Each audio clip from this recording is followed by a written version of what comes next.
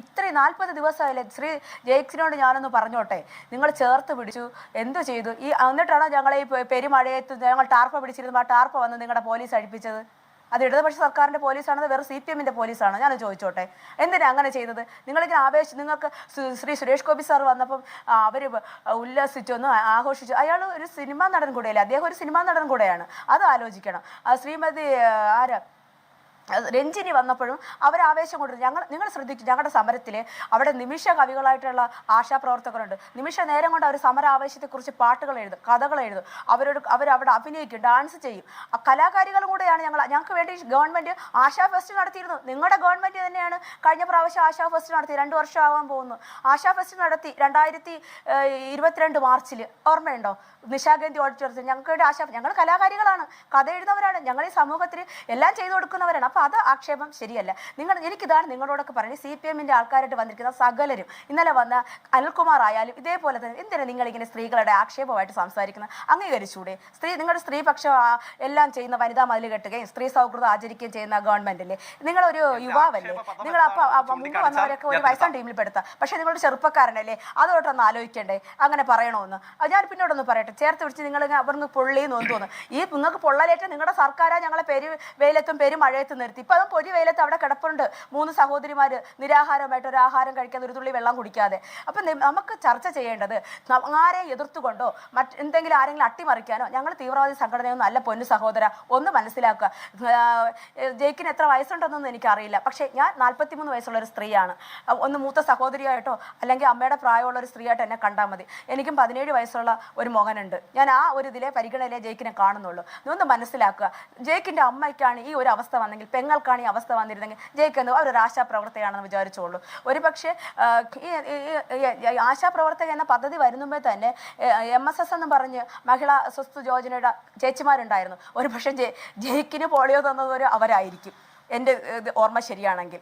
അപ്പോൾ നമ്മളിതിനെ ഒരു വർഗീയവൽക്കരിക്കാനോ രാഷ്ട്രീയവൽക്കരിച്ചോ കാണണ്ട. കുറച്ച് പാവപ്പെട്ട അമ്മമാരായ സ്ത്രീകൾ നിത്യച്ചെലവിന് വേണ്ടിയിട്ട് സർക്കാർ, നമ്മുടെ ഇടതുപക്ഷ സർക്കാരിന്റെ മുമ്പിൽ അവർ വെച്ച വാഗ്ദാനം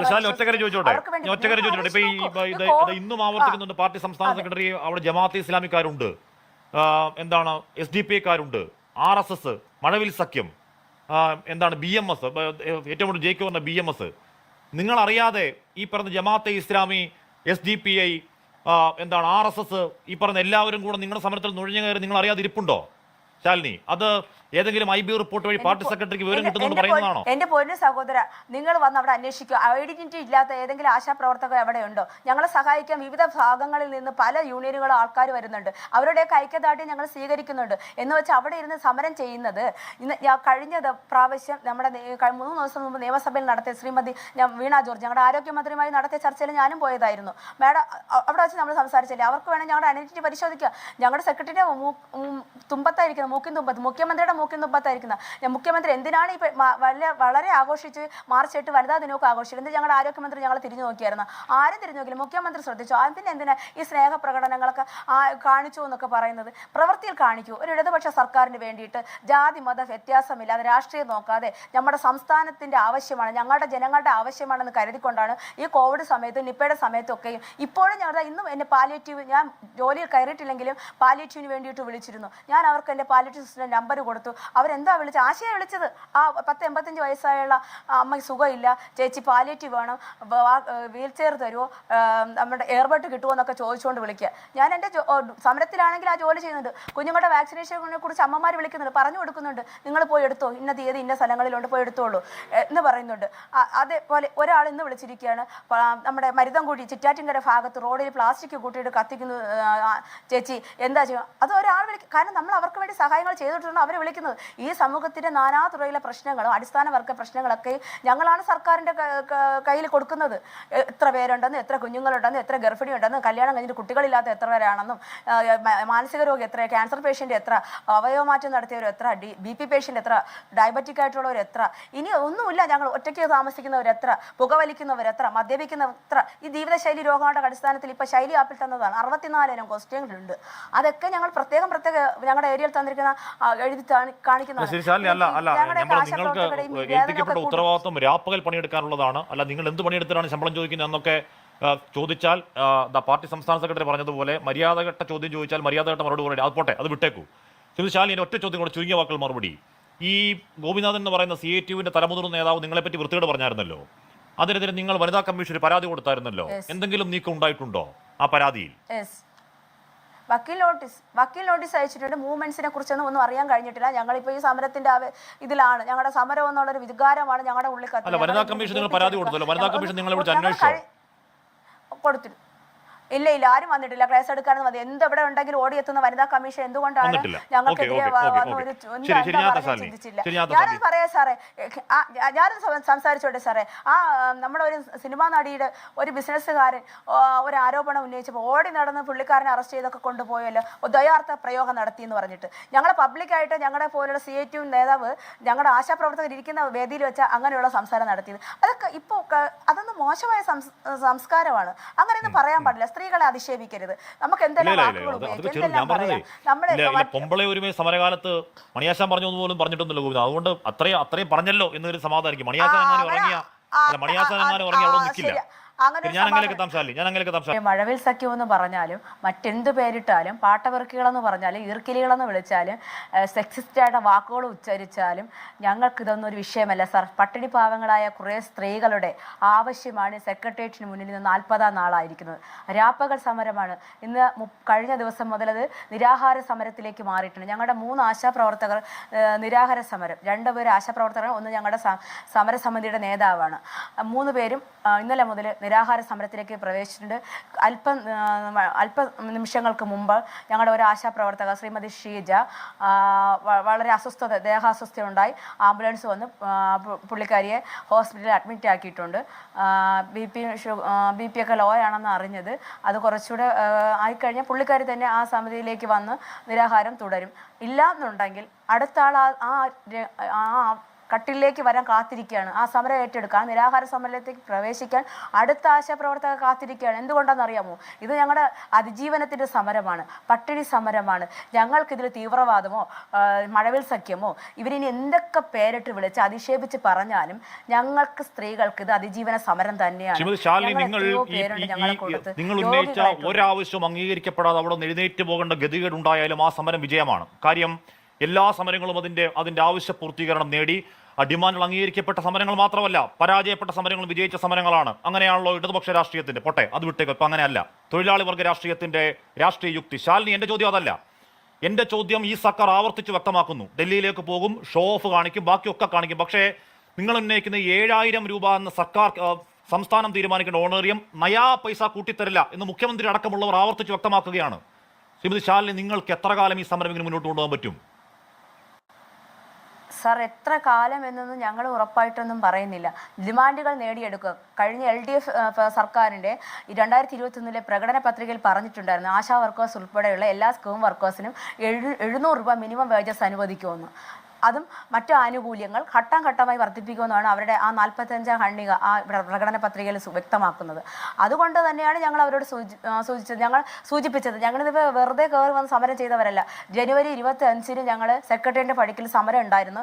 ഞങ്ങൾ പറഞ്ഞതായിരുന്നു ഈ സംസ്ഥാന ബഡ്ജറ്റിൽ ഞങ്ങളെ പരിഗണിക്കണം, ഇല്ലാന്നുണ്ടെങ്കിൽ ഞങ്ങൾ വീണ്ടും ഇവിടെ രാപ്പകൽ സമരത്തിന് വരുമെന്ന് പറഞ്ഞിട്ട് പോയി. അതുപോലെ തന്നെയാണ് സംസ്ഥാന ബഡ്ജറ്റ് കഴിഞ്ഞു. 3 ദിവസം കഴിഞ്ഞപ്പോൾ ഫെബ്രുവരി 10-ാം തീയതി ഞങ്ങൾ രാപ്പകൽ സമരത്തിലേക്ക് വന്നു. ആ രാപ്പകൽ സമരം കഠിനമായ വെയിലത്തും പെരുമഴയത്തും നിർത്തി ഞങ്ങളെ അപമാനിക്കാവുന്ന വിധം എല്ലാം ഈ സർക്കാരിൻ്റെ പ്രതിനിധികളായിട്ട് അവരെ അപമാനിച്ചു. അവരെ പോലീസിനെ കൊണ്ടുപോയി മഴയെത്തിരുന്ന ഞങ്ങളെ ടാർപ്പ് വരെ വലിച്ചു നീക്കിച്ചുകൊണ്ട് അവർ ഞങ്ങളെ മഴ നനയിപ്പിച്ച്. രജസ്വലകളായ സ്ത്രീകളാണ് മഴയത്തുണ്ടായിരുന്നത്. എന്ത് വൃത്തികേടാണ്! ഒരു ജനാധിപത്യ സമൂഹത്തിന് ചേർന്നതല്ല. സ്ത്രീപക്ഷം എപ്പോഴും സംസാരിക്കുകയും അത് നടപ്പാക്കാൻ കഴിയാതെ വരുന്നത് ഒരു ഭരണകൂടത്തിൻ്റെ വീഴ്ച തന്നെയാണ്. പാവപ്പെട്ട വീട്ടമ്മമാരായ സ്ത്രീകൾ ഈ സെക്രട്ടറിയുടെ നടയിൽ വന്ന് പൊരുവയിലും പെരുമഴയും കൊണ്ട് ഇങ്ങനെ ഇരിക്കണമെന്നുണ്ടെങ്കിൽ അത് അവരുടെ ന്യായമായ അവകാശങ്ങൾക്ക് വേണ്ടിയാണ്. ഞങ്ങൾ ഒരുപാടൊന്നും ചോദിച്ചില്ല. സാറിനറിയാമോ, വെറും 7000 രൂപ ഓണറേറിയം വാങ്ങുന്ന ആശാപ്രവർത്തകരുടെ ഇപ്പോൾ അസ്ഥിവാരം തോണ്ടി നടക്കലാണ് CPM-ന്റെ ആൾക്കാരുടെ പണി. അവർ ഓരോ സൈബർ ആക്രമണങ്ങളിൽ അവർ ഇത്ര വാങ്ങിച്ചില്ലേ. ഞങ്ങളുടെ ബഹുമാനപ്പെട്ട ആരോഗ്യമന്ത്രി പോലെ മെനഞ്ഞാന്ന് നടന്ന നിയമസഭാ ചർച്ചയിൽ ഞങ്ങളുടെ സമരസമിതിയിലുള്ള റോസം എന്ന ചേച്ചിയുടെ അവർക്ക് കിട്ടിയ അലവൻസുകളെ കുറിച്ച് പറഞ്ഞു. 11,000 റോസമ്മയ്ക്ക് കിട്ടിയില്ലേ. സാർ, ഈ 11,000 എന്ന് പറയുന്നത് ഒരുമിച്ച് അക്കൗണ്ടിലേക്ക് വരുന്ന തുകയല്ല. 7,000 രൂപ സംസ്ഥാന ഗവൺമെൻറ് ഓണറേറിയമാണ്. അതിന് വിവിധ മാനദണ്ഡങ്ങളുണ്ട്. ആ 10 മാനദണ്ഡങ്ങളുടെ അടിസ്ഥാനത്തിലാണ് തന്നുകൊണ്ടിരിക്കുന്നത്. ഞങ്ങളുടെ സമരത്തിൻ്റെ ഫലമായിട്ട് ആ മാനദണ്ഡം പിൻവലിച്ചെങ്കിലും ഞങ്ങളുടെ ഫിക്സഡ് ഇൻസെൻറ്റീവ് 3000 അത് കയറ്റി വെച്ചിട്ടുണ്ട്. അപ്പം എന്താ പാലിൽ വെള്ളം ചേർക്കുന്നത് പോലെ അത് ഞങ്ങൾക്കറിയാം. ഞങ്ങളത് NHM ഡയറക്ടറോട് സംസാരിക്കുകയും ചെയ്ത് അത് മാറ്റി തരണമെന്നും പറഞ്ഞിട്ടുണ്ട്.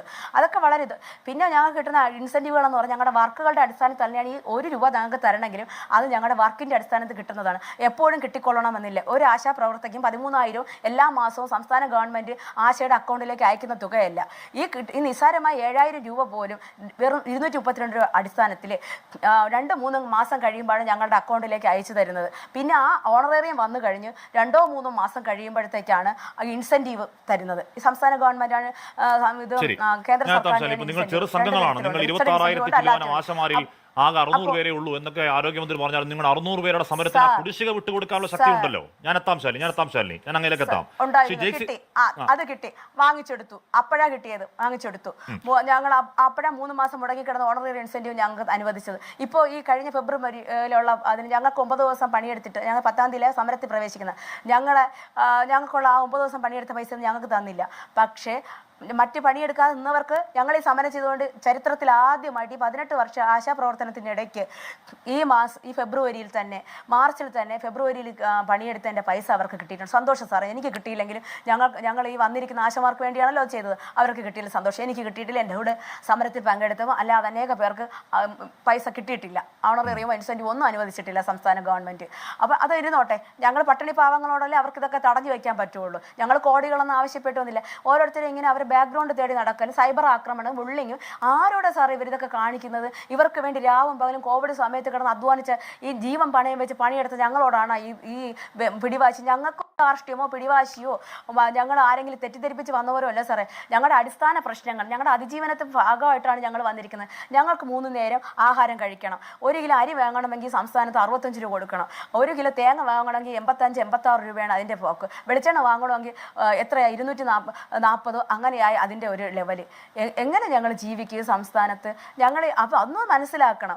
7,000 കൂട്ടിക്കൊടുത്ത് എന്ന് പറഞ്ഞാൽ എങ്ങനെ കൂട്ടിക്കൊടുത്ത്? ഞാൻ ചോദിക്കട്ടെ, ആശമാർ പണിയെടുപ്പിക്കുമ്പോൾ അവർക്ക് തൊഴിലാളികളും ഞങ്ങൾ വേതനം ചോദിക്കുമ്പോൾ അന്നേരം സന്നദ്ധ പ്രവർത്തനം. എന്നാൽ പിന്നെ രാഷ്ട്രീയ പ്രവൃത്തി ചെയ്യുന്ന നമ്മുടെ MLA മാരാവട്ടെ, മന്ത്രിമാരാവട്ടെ എല്ലാവരും